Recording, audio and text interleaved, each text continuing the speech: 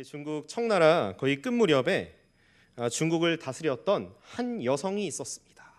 그 여성의 이름은 바로 서태후. 원래 서태후라고 하는 이 여성은 아주 가난한 중국의 시골 마을에서 태어난 소녀였습니다. 그런데 이 계속된 가난을 극복해보고자 10대의 어린 나이에 스스로 자원해서 궁녀가 되어서 왕이 사는 베이징 궁궐에 들어가게 됐습니다. 그런데 이렇게 궁녀로 들어가서 처음에는 그녀의 신분이 아주 가난하고 궁녀라고 하는 아주 낮고 하찮은 신분이었는데 점점 그녀가 수많은 궁녀들 중에 당시 중국 왕의 눈에 총애를 받기 시작했습니다.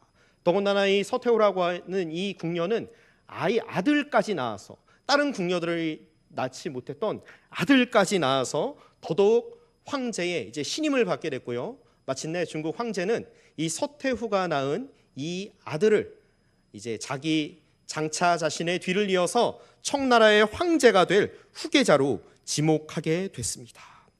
그런데 이 왕이 죽고 나서 이제 서태후의 어린 아들이 이제 청나라의 황제가 됐는데요.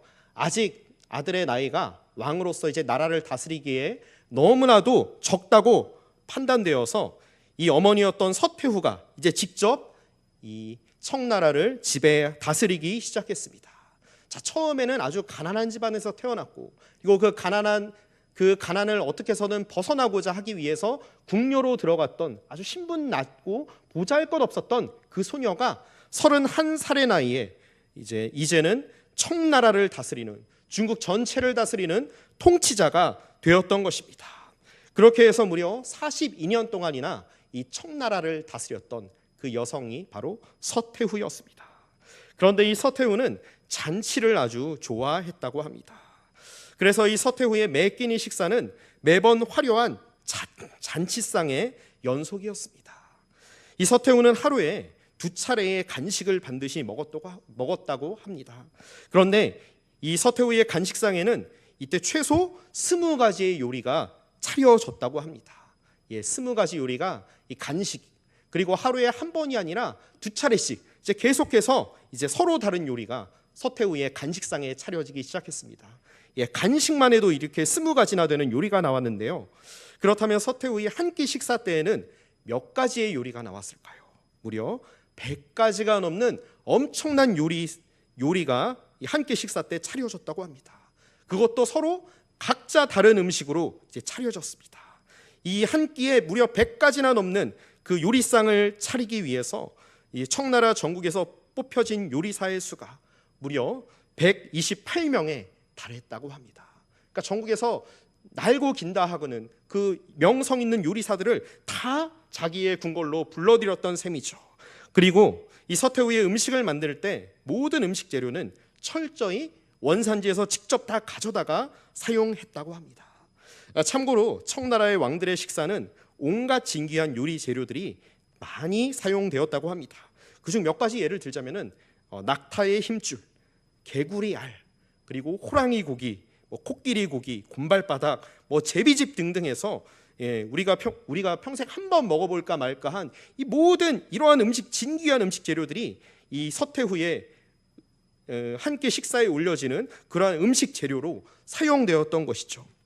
그런데 이렇게 진귀한 음식들로 가득했던 서태후의 한 끼 식사 비용이 얼마였는지 아십니까? 그 서태후 한 끼 식사를 위해서 그 비용은 당시 청나라 농민 한 명의 1년치 식비에 해당되는 금액이 이 서태후 개인 한 사람의 식사 비용으로 사용되었다고 합니다. 진짜 상상이 되질 않습니다. 진짜 정말 말로 다 표현할 수 없을 정도로 정말 화려한 잔치상의 연속이 바로 서태후의 식사였습니다. 이처럼 매 끼니마다 호화로운 식사를 즐겼던, 잔치상을 즐겼던 이 서태후는 결국 자신의 73번째 생일 잔치 때 너무나도 과식을 했던 것이 탈이 되어서 그만 이 질로 세상을 떠나고 말았습니다. 이러한 서태후의 인생은 정말 죽는 순간까지도 42년을 잔치를 즐겼던, 매 끼니마다 그리고 매 간식 때마다 잔치를 즐겼던 잔치 인생을 살았던 사람이었습니다. 그런데 오늘 말씀의 배경 또한 잔치입니다. 자, 오늘 1절과 2절 말씀을 보니까 갈릴리 가나라고 하는 마을에서 혼인 잔치가 열렸습니다. 제가 1절에서 2절 말씀을 읽어보도록 하겠습니다. 사흘째 되던 날 갈릴리 가나에 혼례가 있어 예수의 어머니도 거기 계시고 예수와 그 제자들도 혼례의 청함을 받았더니, 자, 이 갈릴리 가나라고 하는 이 작은 마을에서 열린 혼인 잔치에 누가 참석하고 계십니까? 바로 예수님의 어머니 마리아와 예수님과 예수님을 따르는 많은 제자들이 함께 하고 있었습니다. 자, 잔치라고 하면은 보통 어떤 기분이 드십니까? 어떤 느낌이 드십니까? 이 잔치라는 이야기를 들으면은 뭔가 좀 흥겹고 뭔가 즐겁고 기쁨이 가득한 그런 자리가 아니겠습니까? 자, 무엇보다도 이 잔치가 주는 가장 큰 즐거움은 무엇입니까? 바로 뭐니 해도 먹는 즐거움입니다. 근데 어떤 분들 중에서는 간혹 이런 이야기를 하는 분들이 계십니다. 자, 지나치게 먹고 마시고 웃고 즐기는 것은 예수님께서도 기뻐하지 않으신다. 자, 성경을 한번 봐봐라. 어디 성경에 예수님께서 웃으셨다라고 하는 그런 표현이, 그런 말씀이 어디 있느냐, 이런 질문을 하는 분들이 종종 있습니다. 그런데 과연 그럴까요? 비록 성경에는 직접적인 언급은 없지만 저는 예수님께서 웃으실 때는 아주 기뻐하시고 아주 마음껏 웃으셨을 것이라고 저는 믿습니다. 특별히 예수님께서 맛있는 음식을 드실 때에는 어떻게 하셨을까요? 예수님께서 조금만 드셨을까요? 그것이 아니라 누구보다도 누구 못지않게 맛있게 드셨을 것입니다. 실제로 마태복음 11장 19절과 누가복음 7장 34절 말씀을 보면은 예수님을 반대하는 사람들이 예수님에 대해서 이렇게 표현한 그러한 구절이 나옵니다. 예수님을 가리켜서 그들은 이렇게 이야기를 했습니다. 예수, 저 사람은 먹기를 탐하고 포도주를 즐기는 사람이다. 물론 이 말씀은 예수님을 비하하는 발언이었고 예수님의 약점을 잡으려고 하는 그러한 바리새인들을 비롯한 예수님의 반대자들의 그런 이야기였지만요, 우리는 이러한 구절들을 비추어 봤을 때 예수님께서 아무 음식 드실 때는 아주 맛있게 잡수셨다는 것을 어느 정도 저희가 추정할 수가 있습니다. 사실 우리 예수님께서는 사람들의 처지와 형편에 누구보다도 깊이 공감하셨던 분이십니다. 자, 예수님께서 사랑하는 죽은 나사로의 무덤 앞에 서셨을 때 예수님께서 어떻게 반응하셨습니까? 아주 눈물을 흘리면서 누구보다 가장 슬퍼하셨던 분이 바로 예수님이셨습니다. 그리고 예수님께서 여러 병자들을 고치셨죠. 여러 병자들을 고치셨을 때 예수님께서는 어떻게 반응하셨습니까? 그들을 보시고 민망히 여기시고 불쌍히 여기시고 그들을 긍휼히 여기셨습니다. 하물며 이렇게 기쁨이 가득하고 아주 풍성한 그러한 잔치자리에서는 예수님께서는 어떻게 하셨겠습니까? 누구보다 가장 기뻐하시고 누구보다 즐거워하시면서 맛있게 음식을 드셨을 것입니다. 자, 그런데 문제가 생겼습니다. 이렇게 흥겹고 기쁨이 가득한 잔치가 완전히 깨지는 사건이 발생합니다. 자, 오늘 말씀 3절을 우리 같이 읽으시겠습니다. 포도주가 떨어진지라 예수의 어머니가 예수에게 이르되 저들에게 포도주가 없다 하니. 자, 무엇이 떨어졌습니까? 유대인들의 잔치에서 빠져서는 안 될 음료, 그 포도주가 완전히 다 바닥이 나고 말았습니다. 유대인들에게 있어서 이 혼인잔치는 매우 중요한 행사였습니다.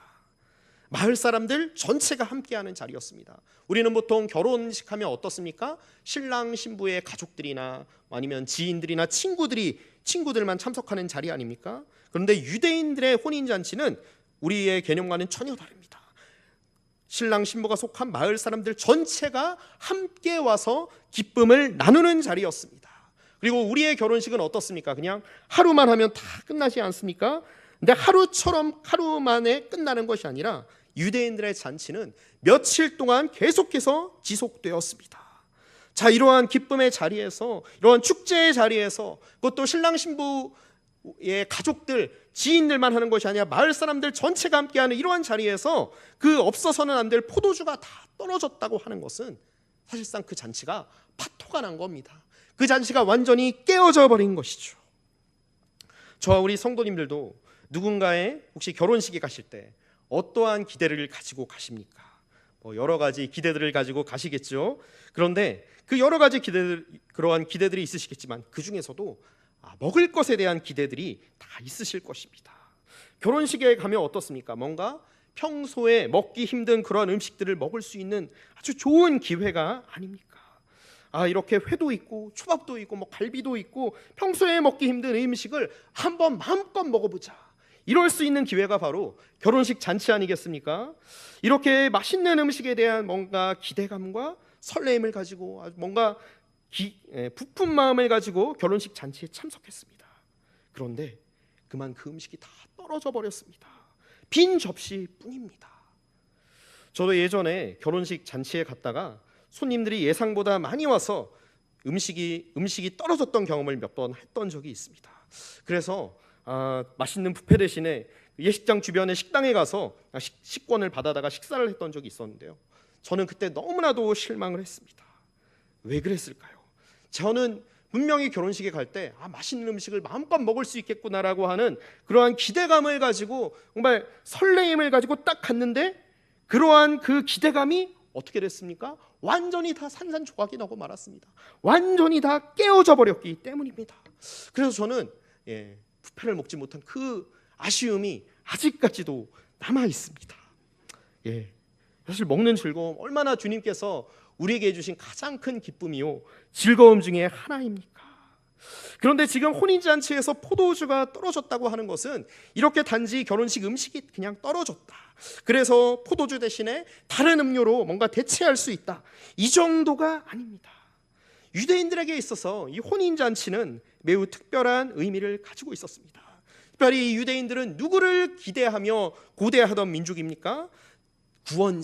구원자 메시아를 기다리며 메시아가 오실 그날을 간절히 고대하던 그러한 민족 아니겠습니까?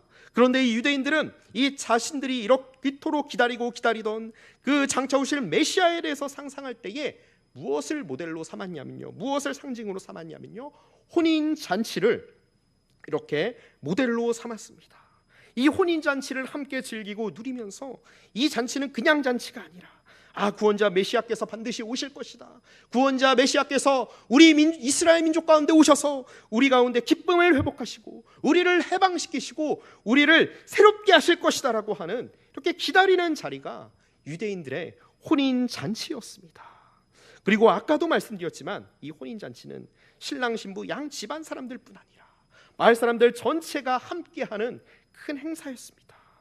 자, 이런 잔치에서 가장 중요한 포도주가 떨어졌다고 하는 것, 이것은 신랑 신부 양측의 문제일 뿐 아니라 마을 전체, 그 마을 공동체의 전체 분위기가 완전히 깨어져 버리는 사건입니다. 마을 전체의 기쁨이 완전히 앗아가는, 기쁨이 사라지는 그러한 것이었습니다. 그리고 신랑 신부 양측에게 있어서는 큰 불명예와 수치를 초래할 정도로 신랑 신부 저 사람들은 저 포도주를 저것밖에 준비하지 못했냐, 왜 이렇게 우리를 기쁘게 하지 못하는가 하면서 사람들의 손가락질을 받고 사람들의 조롱을 받을 수 있는 그런 위기가 바로 이 오늘 말씀에 나오는 이 혼인잔치에서 포도주가 떨어진 그러한 사건입니다. 자, 그렇다면은 왜 이렇게 포도주가 떨어지는 혼인잔치가 됐을까요? 저는 이 말씀을 준비하면서 이런 생각을 해봤습니다. 과연 신랑과 신부가 이 잔치를 대충 준비해서 그냥 아무렇게나 그냥 막 준비해서 이 혼인잔치에 포도주가 떨어진 것일까? 과연 그랬을까요? 사실 혼인잔치를 준비하는 신랑과 신부 양측에서는 이 잔치를 결코 대충 준비하지 않았을 것입니다. 우리도 그렇습니다. 우리가 결혼식을 준비할 때, 특별히 자녀분들의 이제 결혼식을 준비하면서 이것저것 여러 과정들을 거칠 때 얼마나 많은 수고와 얼마나 많은 준비를 감당합니까? 신랑은 멋진 턱시도를 입고, 그리고 신부는 아름다운 드레스를 고르기 위해서 이것도 입어보고 저것도 입어보고 이곳저곳을 샵을 다니는 여러 수고들을 감당하지 않습니까? 그리고 화장도 하고 꽃단장도 하고, 그리고 결혼식이 열릴 그 예식장을 몇 군데씩 돌아다니면서 정하기도 합니다. 그리고 주변 사람들에게 청첩장을 돌리고, 그리고 무엇보다 가장 중요한 필요한 음식을 대접하기 위해서 어떻게 하면 가능하면 많은 사람들이 배부르게 정말 즐겁게 맛있게 먹을 수 있는 음식을 준비할 수 있을까, 몇 인분을 준비해야 될까 등등, 이렇게 여러 가지 애를 쓰고 여러 가지 노력들을 감당합니다. 즉 흥겹고 즐거운 잔치가 되기 위해서, 참석한 수많은 손님들에게 기쁨의 자리가 되기 위해서 얼마나 이 결혼식을 준비할 때에 많은 노력과 수고를 감당합니까? 그런데 이렇게 아름다운 잔치를 위해서 그토록 열심히 준비하고 열심히 애를 썼지만 무엇이 다 떨어져 버렸습니까? 잔치에는 절대 없어서는 안 될 많은 사람들에게 기쁨을 주는 그 포도주가 그만 다 떨어지고 말았습니다.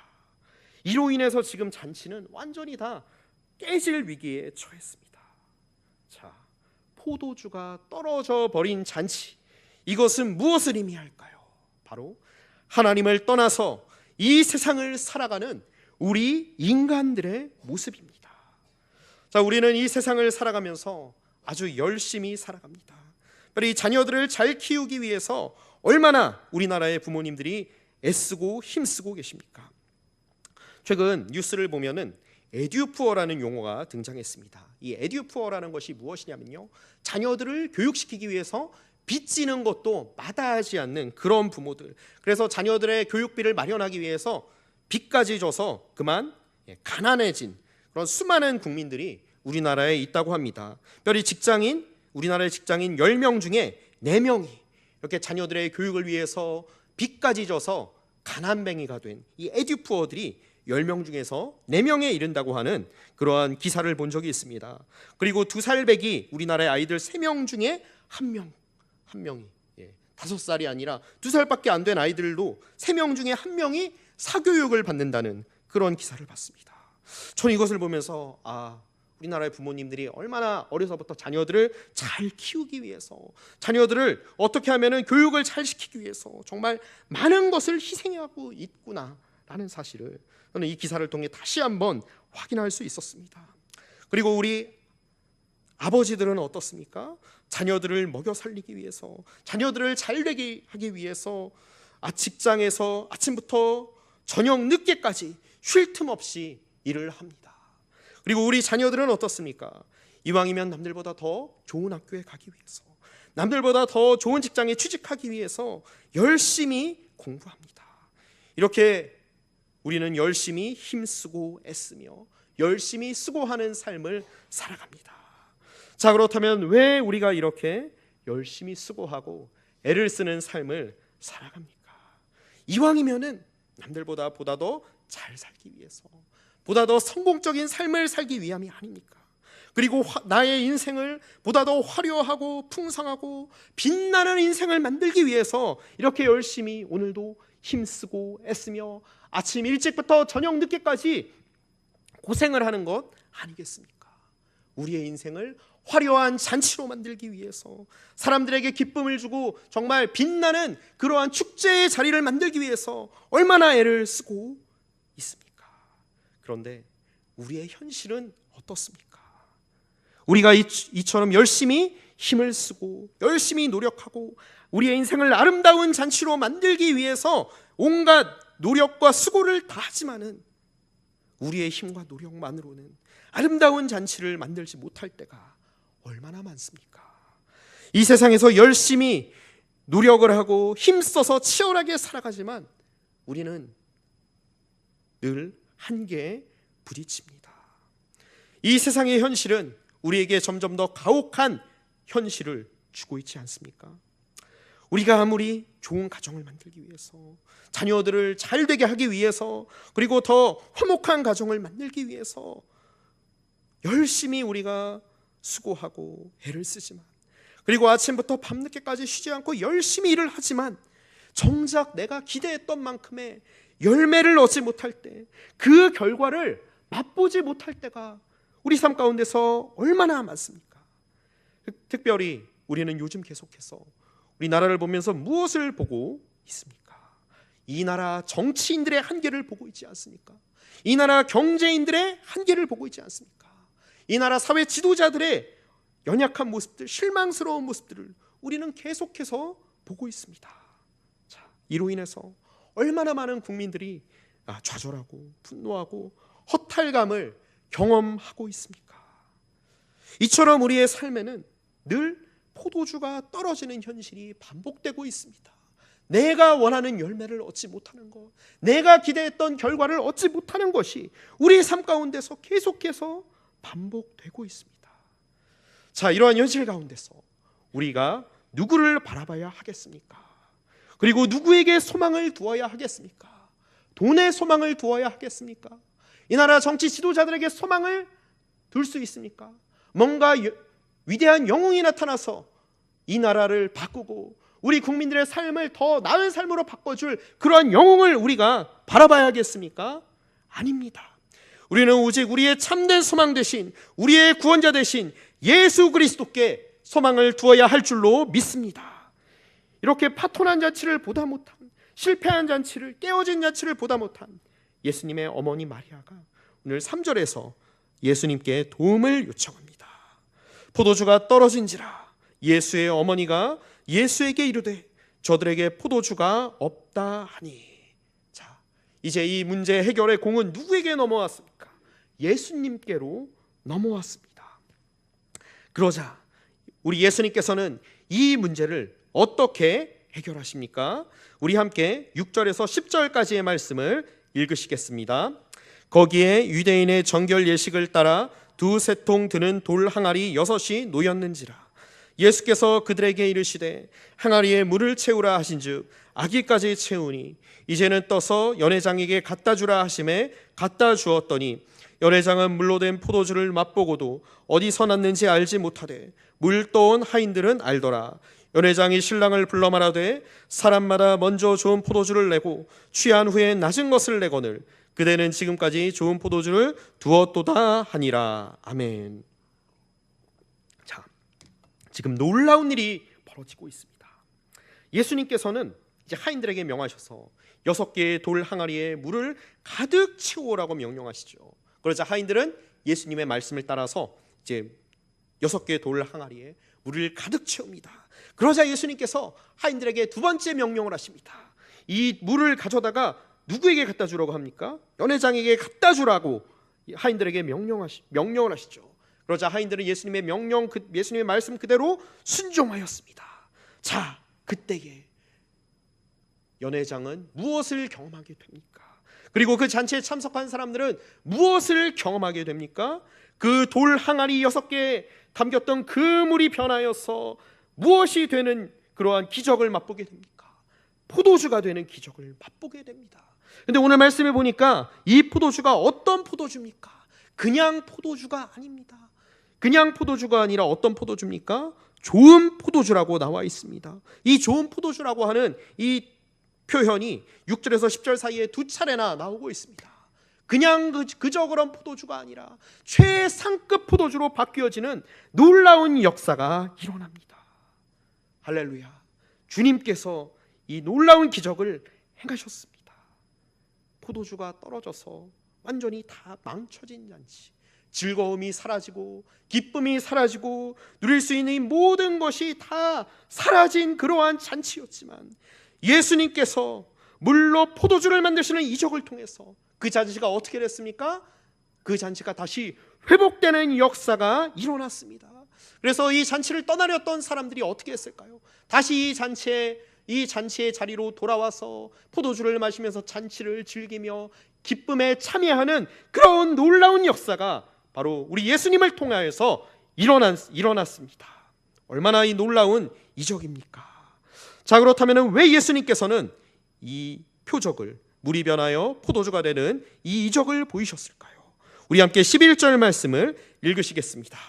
예수께서 이 첫 표적을 갈릴리 가나에서 행하여 그의 영광을 나타내심에 제자들이 그를 믿으니라. 예수님께서는 이 표적을 통하여서 제자들에게 그리고 자신을 따르는 사람들에게 분명히 말씀하고 계십니다. 이 땅의 진정한 구원자는 바로 나다. 내가 이 땅에 메시아로 왔다. 너희가 그토록 기다리고 고대하던 메시아가 바로 나다라고 예수님께서는 말씀하고 계십니다. 내가 바로 이 땅에 온 메시아다. 그리고 나를 믿을 때에 어떤 일이 벌어집니까? 예수님을 메시아로 받아들일 때에, 우리의 삶의 주인으로 받아들일 때에 실패한 잔치와 같았던, 파토난 잔치와 같았던 우리의 삶이 변하여서 화려한 잔치로, 기쁨의 잔치로, 최상급 포도주가 가득한 정말 축제의 자리로 변화되는 역사가 일어날 줄로 믿습니다. 우리는 화려한 잔치를 꿈꾸면서 아름다운 인생을 바라보면서 우리의 인생이 그렇게 되기를 기대하면서 열심히 노력하며 살아갑니다. 그러나 우리의 삶은 어떻습니까? 여러 가지 실패와 좌절을 경험하지 않습니까? 그리고 기대만큼의 결과와 열매들을 얻지 못할 때가 얼마나 많습니까? 그러나 예수 그리스도를 우리 삶의 주인으로 모실 때에 우리의 여러 문제들이 나의 힘으로는 해결할 수 없었고, 나의 힘으로는 극복할 수 없었고, 나의 힘으로는 이겨낼 수 없었던 그러한 문제들이 주님의 선하신 뜻 가운데서 해결될 줄로 믿으시기를 바랍니다. 실패한 잔치와도 같았던 우리의 인생이 기쁨의 잔치요, 좀 화려한 잔치로 바뀌는 역사가 주님 안에서 일어날 줄로 믿습니다. 자, 그렇다면 우리가 어떻게 할 때에 이 일이 가능합니까? 바로 우리의 삶을 온전케 하실 예수님을 믿으면서, 그리고 그 예수님을 우리 삶의 주인으로 모실 때에 가능합니다. 그리고 우리의 부족함을 인정하고, 나는 할 수 없지만은, 나는 너무나도 연약하지만은, 내 힘으로는 아무런 문제도 해결할 수 없지만은 예수님께서 나를 채우십니다. 예수님께서 나를 변화시키십니다. 예수님께서 우리의 삶을 바꾸실 줄 믿습니다. 이러한 믿음을 가지고 우리 주님의 말씀에 순종하시는 우리 모든 성도님들 되시기를 간절히 소원합니다. 그러할 때 우리 삶 가운데 어떤 일이 벌어집니까? 포도주가 떨어진 혼인잔치와 같았던 우리의 초라한 인생, 우리의 실패한 인생이 최상급 포도주로 가득한 화려한 잔치로 주님이 주시는 축복을 경험하는 그러한 인생으로 바뀌게 될 줄 믿습니다. 성경을 보면은 예수님의 여러 가지 이적들이 나옵니다. 어떤 이적들이 나옵니까? 5,000명이 넘는 수많은 굶주린 사람들에게 광야에서 오병이어의 이적을 통해서 배불리 먹이시는 오병이어의 역사가 나타납니다. 그리고 배가 침몰할 정도로 다 죽게 될 정도로 큰 위기를 일으켰던 그 풍랑을 예수님께서 어떻게 하셨습니까? 예수님께서 꾸짖으셨을 때에 그 파도가 잔잔해졌습니다. 그리고 예수님께서 병자들을 향하여서 선포하시고 말씀하셨을 때에 어떠한 역사가 일어났습니까? 병든 자들이 치유되고 죽은 자가 다시 살아나는 역사가 일어났습니다. 우리는 이것들을 가리켜서 예수님이 행하셨던 이적이라고 합니다. 그런데 이 예수님께서 행하신 이 모든 이적들은 무엇을 의미하는 것일까요? 바로 오직 예수님이 진정한 구원자이시오, 그 예수님을 우리 삶의 주인으로 모실 때 일어나게 될 놀라운 변화들에 대한 하나의 상징들입니다. 그저 우리가 이 이적 가운데서 예수님께서 죽은 자를 살리신 그 자체, 병든 자를 낫게 하신 그 자체, 그리고 배고픈 무리들을 먹이시고 풍랑을 잠잠케 하셨던 그 현상 자체가 중요한 것이 아닙니다. 많은 분들이 이러한 현상에 초점을 맞출 때가 많습니다. 그리고 우리 삶 가운데서도 뭔가 예수님께서 우리 삶 가운데 기적을 베풀어 주시기를, 그리고 정말 눈에 띄는 변화들을 일으켜 주시기를 원하는 분들이 참 많습니다. 그런데 이 현상 자체가 중요한 것이 아닙니다. 이 현상 너머에 있어서 그보다 훨씬 더 중요한 의미가 이 이적들 가운데 있는 줄로 믿습니다. 바로 예수님께서 진정한 구원자라는 사실입니다. 그리고 그 구원자 예수님을 우리 삶의 주인으로 모실 때에 놀라운 변화와 놀라운 기적들이 우리 인생 가운데 일어날 줄로 믿으시기를 바랍니다. 예수님께서는 가나의 혼인잔치 이적을 통해서 자신이 유일한 구원자요, 메시아요, 우리에게 생명을 주실 수 있는 유일한 분이심을 증거하셨습니다. 그리고 이러한 나를 믿고 하나님의 백성이 되어서 하나님의 통치 가운데서 살아갈 때에 변화된 인생을 살아갈 수 있다, 참된 생명을 누릴 수 있다라고 말씀하고 계십니다.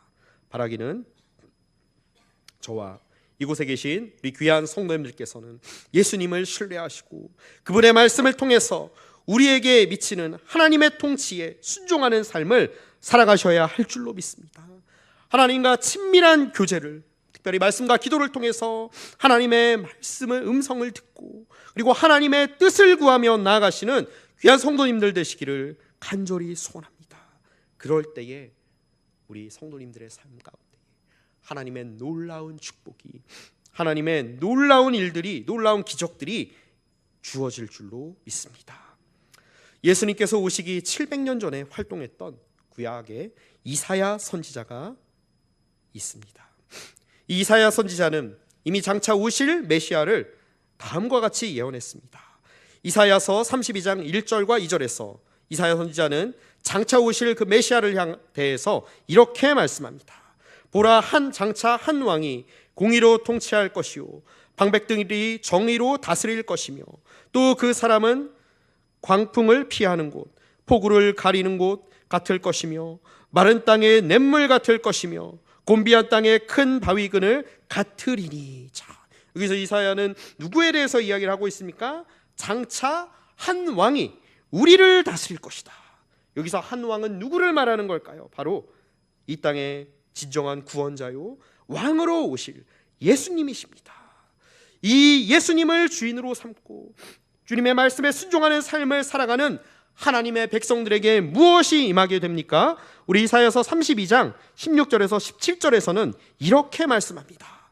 그때 정의가 광야에 거하며 공의가 아름다운 밭에 거하리니 공의의 열매는 화평이요 공의의 결과는 영원한 평안과 안전이라. 아멘. 자, 예수님께 순종하는 자들에게는 무엇이 임합니까? 놀라운 하나님의 축복이 임합니다. 오늘 이사야서 32장 조금 전에 읽었던 16절에서 17절 말씀을 보니까 화평이 임한다고 합니다. 영원한 평안과 안전이 임한다고 말씀합니다. 불안과 절망이 가득한 이 세상 가운데서, 우리들의 현실 가운데서, 두려움과 어둠이 가득한 이러한 우리들의 삶 가운데서 하나님께서는 뭐라고 약속하십니까?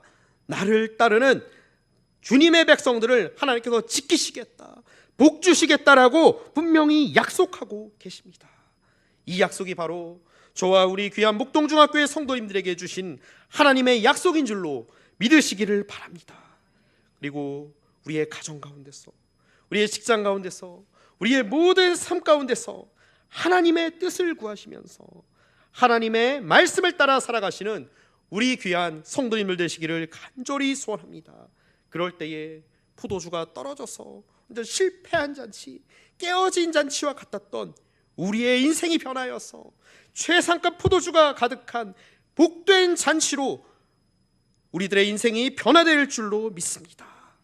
비록 지금 우리들의 현실은 어둡습니다. 그리고 때로는 우리의 뜻대로, 우리가 기대했던 대로 잘 풀리지 않을 수도 있습니다. 그러나 우리 삶의 주인 주님께서, 예수님께서 우리 삶의 주인 되실 때에 그분을 우리의 주인으로 모시고 그분의 말씀을 따라서 살아갈 때에 이러한 현실 가운데서도 우리는 희망찬 미래를 바라볼 수가 있습니다. 왜냐하면 주님께서 주님의 때에 주님의 방법대로 우리들의 삶을 선하게 인도하시고 아름답게 변화시킬 것을 우리가 믿기 때문입니다. 불안과 절망과 두려움이 변하여서 주님께서 주시는 참 평안의 삶, 참 소망과 기쁨이 가득한 삶을 살아가게 되실 줄로 믿습니다.